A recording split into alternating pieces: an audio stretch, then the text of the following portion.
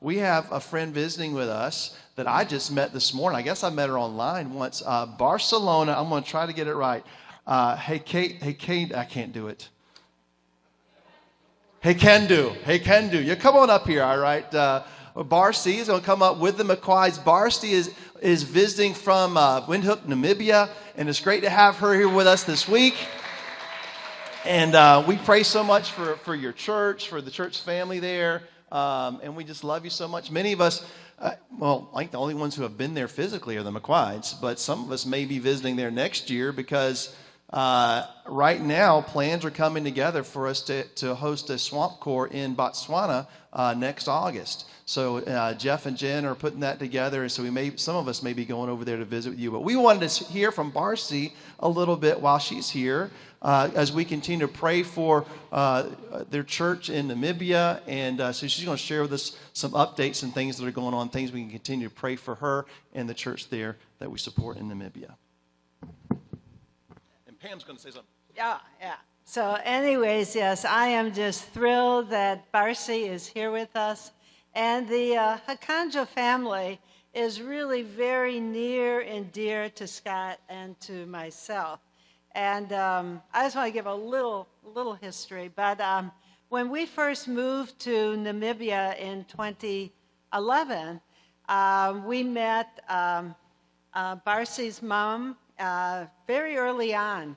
And just like here, I had a Saturday morning prayer at our house every week. And her mom happened to come, and it was the end of the year. And I said to her mom, I said, Dina, what's your prayer for this year? And she said, I don't know. And I said, well, I have one for you. And this year, your husband is going to become a disciple. And so literally, within 6 months or so, her dad did study and with Scott and a couple of the guys and became a disciple. And then a couple years later, Barcy, we studied together. And what year were you baptized?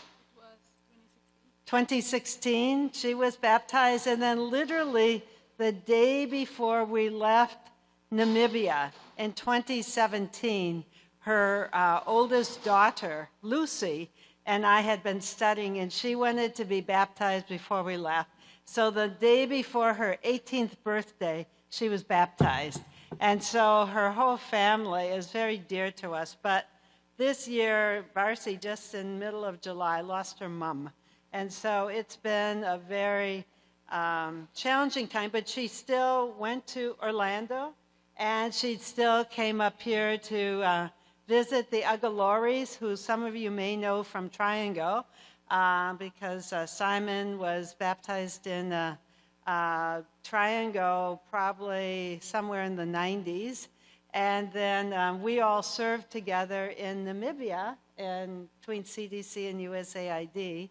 And then Barcy spent time with the Agaloris in Atlanta, and then we picked Barcy up on Thursday, and she's been here, and now she's going to visit churches or people in D.C. and New York with the help of Adrian, who hooked us up with friends in New York. And so it just, to me, is just an expression of the kingdom. But without any further ado, though, I'm just really honored to introduce my dear sister, Barcelona, to all of you. Barcy.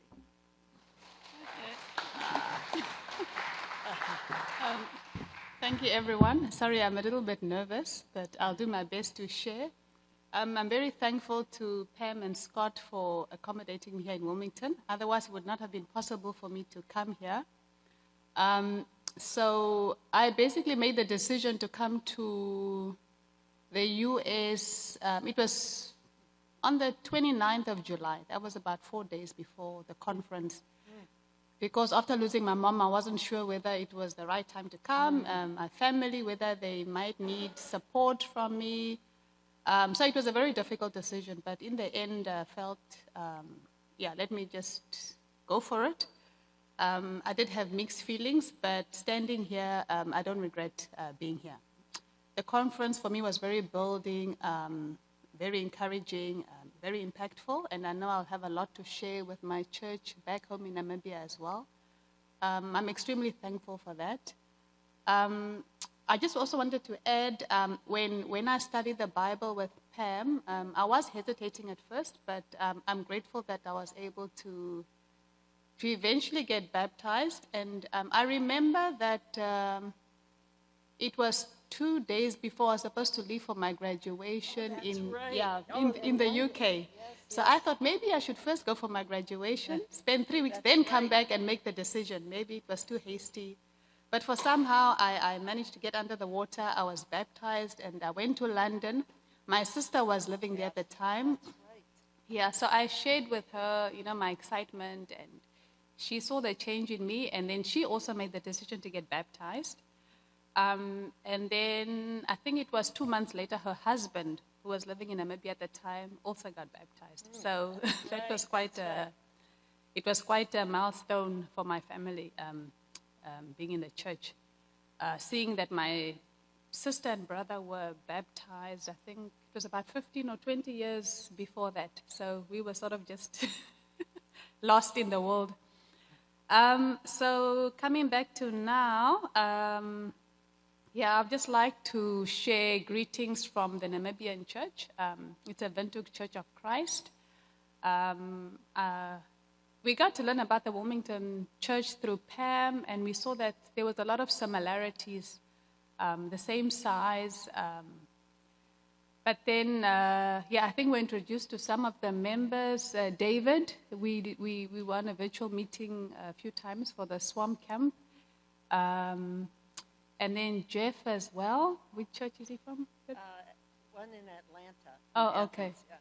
Jeff and I think Hannah, one of the students who left. Also Mo, I think. And Mo, yes. Yeah, he's here. Oh, okay. Oh, okay, Mo. So we're very happy to be here, and we're very thankful for everything that the church in Wilmington has done for us. They assisted us with a lot of needs throughout the year, and especially over COVID also, we were able to give food packages to quite a number of families that were struggling inside and outside the church. And then also for the swamp camp for December, we were able to register 17 of our children. My son is one of them. He's 9 years old. I think he's the youngest member who will be attending the swamp camp. And so we are just trying to organize transport for that all 17 can go. I think flying is a little bit pricey for some of them, but our prayer is that all 17 will be able to take transport to get to Johannesburg. And then maybe what the Wilmington Church can pray for our church is the difficulties and the challenges we've been experiencing, especially during COVID. We've lost 2 very dear friends of ours. They were a couple. The one sister, she passed away from COVID in 2020, and then her husband the year after. So it wasn't COVID-related. And then, of course, my mom, who was also a very faithful member of the church. So after COVID, I think our church shrunk significantly. We had to move buildings where we were before because it was very costly. We are meeting at a school, and I think the facilities are very limited there because it doesn't belong to us. It belongs to a school, so there are other people who are using the facilities during the week, so we only get to use it on Sundays, but we meet up outside. We are also challenged by having classrooms where we can teach the kids' kingdom, and also for the teens where they can break away into different sessions. So the church meets everybody in one sermon. So we are still trying to revive the kids' kingdom and the teen ministry. Yeah, and I think also we can pray for the employment situation. unemployment is quite high in our church as well. Yeah, a lot, especially for the young students, getting transport from home to church. And then also with the giving, they also want to give back. But yeah, we are trying very hard to improve that. And then also just for our faith to grow.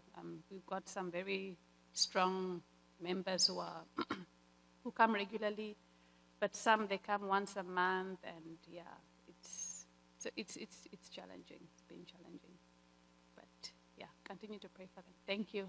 I hope I didn't speak too. That's great. Thank you. Thank you.